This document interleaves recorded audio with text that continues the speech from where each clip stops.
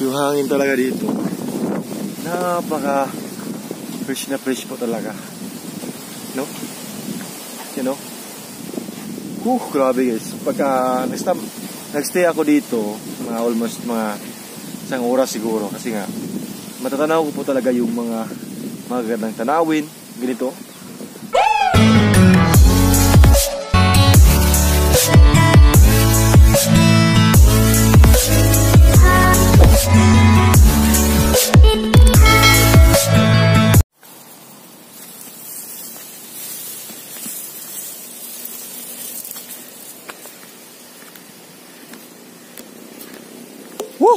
Grabe guys, yung hangin talaga dito, napaka-presko, no? So ngayon guys, for this video is, nandito po tayo ngayon sa bahay, bukid ni Nanay Gloria. Tingnan nyo yung hangin, no? Napaka-fresh po talaga dito. You know? Yan po yung overlooking, no? Hindi talaga ako magsasawa kung parati akong pumupunta dito sa bahay kubo ni Nanay Gloria. Kasi ito po yung one of my stress reliever. Malalanghap mo dito yung mga hangin, fresh na hangin, no? Tingnan nyo yung mga kahoy. Sumasayaw po.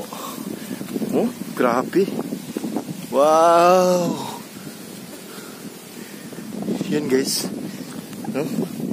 Malapit na po tayong makarating sa bahay kubo ni Nanay Gloria. Ayan. Ayan guys, grabe. Nakaka-relax po talaga dito. Tsaka yung mga pagod, mga stress, mga problema dyan, mawawala yan pag nandito tayo sa bukid, no? Tingnan nyo. Wow, ang sarap ng hangin. Yan, no? Dito po yung overlooking. Yan po mga overlooking ni Nanay Gloria dito sa kanyang bukid.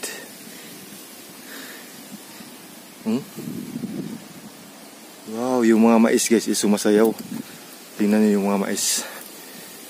Yung mga corn. Yan o. Nakaka-feel good talaga. Narinig niyo guys yung mga, you know, yung hangin. Wow. Yun. Yung sombrero ko is tingnan nyo guys. Wow, grabe. Yung hangin talaga dito, napaka fresh po talaga, no? You know? Grabe guys. Pagka nagstay ako dito, mga almost mga isang oras siguro, kasi nga matatanaw ko po talaga yung mga magagandang tanawin, ganito. Tingnan nyo. Peaceful, diba? Napaka-peaceful. Tahimik. Sariwa yung hangin.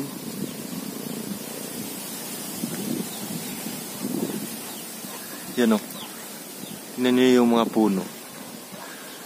So yung kalo ko guys, or yung hat ko is nandun o. Napalid dahil sa hangin. Yan. So maganda na pala dito kasi yan, kini-clean up na ni Nanay Gloria. Kasi nga napakalibon daw, or ang dami ng mga yan. Ang dami ng mga yan. Wow, grabe. Woo! Grabe yung hangin dito guys. I feel relaxing place. Oh, tingnan nyo. Tingnan nyo mga hangin, yung mga kahoy. Napaka relaxing place po talaga dito. Tingnan nyo. Wow, good po talaga. Woo! I love bukid. Bukid is my nature.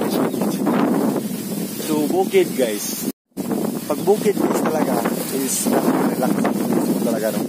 Wala ang katulad kasi nga pag dumig tayo sa city, ang daming usok, ganyan, tapos grabe yung mga ingay, sasakyan, air pollution, ganyan. Pero pag ito tayo sa bukid, very peaceful, tahimik, at saka napaka-relaxing place po talaga.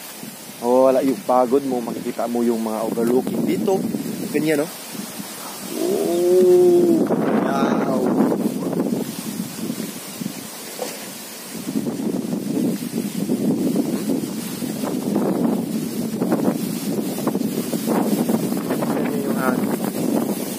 Hangin talaga kumahapit sa aking mukha. Yan o. Bukid.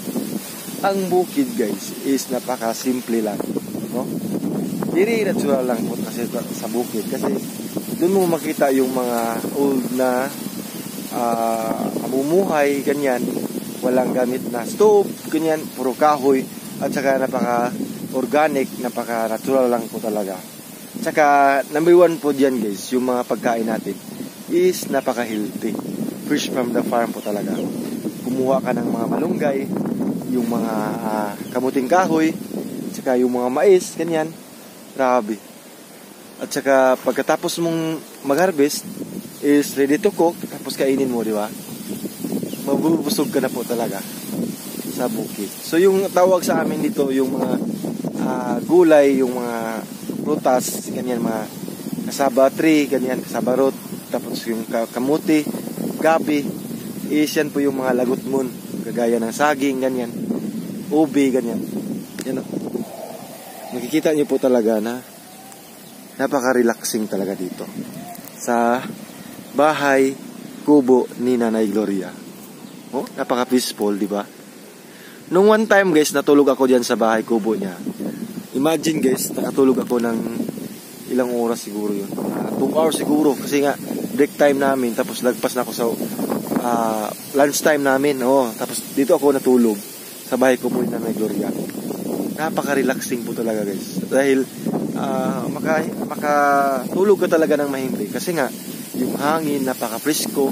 Tapos yung maririnig mo lang yung mga nag-aawitan ng mga ibon. At saka, very fresh air po talaga. Yan. Tignan nyo. Overlooking po yung place dito. Yan. Yan, no?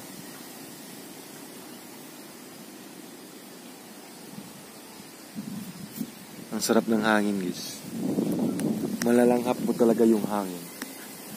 So, alam nyo guys, yung air po, or yung hangin, is, yan po yung isa sa mga, parang vitamins or, vitamins ng ating lungs, sa ating baga. Kasi nga,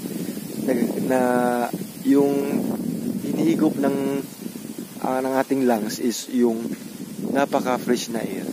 Hindi kagaya nung sa city, yung mga air pollution area, ganyan, yung mga mababahong area, hindi po yan talaga mabuti sa ating lungs.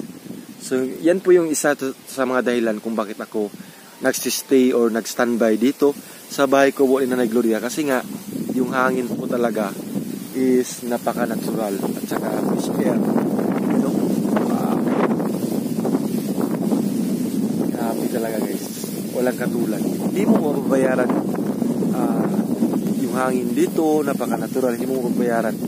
Kasi nga, it's all nature po talaga. No? You know? Yung mga kahoy is sumasayaw. Susun guys, maglagay ako dyan ng duyan. Dito. Maglagay ako dito ng duyan. Dito kay Nanay Gloria. Dito ko itali yung duyan ko. Kasi meron akong duyan dun sa Katmon. Hindi ko nadala. Yun, palagi ko nakalimutan. Diyan ko ilagay yung duyan. Kasi matanaw ko yung mga tanawin doon, no. Yan po yung isa sa mga yan. Dito ako matulog. You know? Grabe yung hangin dito.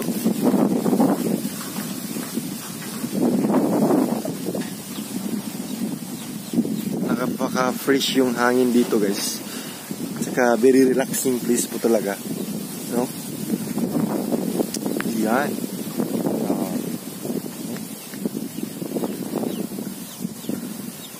chicken. Pig. Chicken. Bisaya na manok. Ayan guys. Yan o. Grabe. Walang katulad talaga. So inuulit ko no kung bakit ako is nagsistay or isa sa mga dahilan bakit ako palagi nandito sa bahay kubo ni Nanay Gloria is yung hangin po talaga. Number one is yung hangin. No? Napaka-relaxing. At saka good for our health po talaga yung hangin. Yes. Yan po isa sa mga dahilan kung bakit ako nagsistay or pumunta talaga ako dito always sa bahay kubo ni Nanay Gloria. Kasi dito mo makikita guys yung hangin, napaka-relaxing, napakasariwa. Wala na akong masabi guys. Grabe. Oh? Yan, yung hangin talaga. Tapos makatulog ka ng mahimbing dito. Ayan guys. So maraming salamat po sa panood. At saka keep safe always po. And God bless. Wow, grabe. Grabe yung hangin. So pagkatapos ko itong video, mag-stay ako dito ng mga 1 oras. Tanawin ko yung mga bulubundukin dito, mga overlooking. Yan, ingat po kayo palagi. Keep safe always and God bless po. Bye-bye. Maraming salamat guys.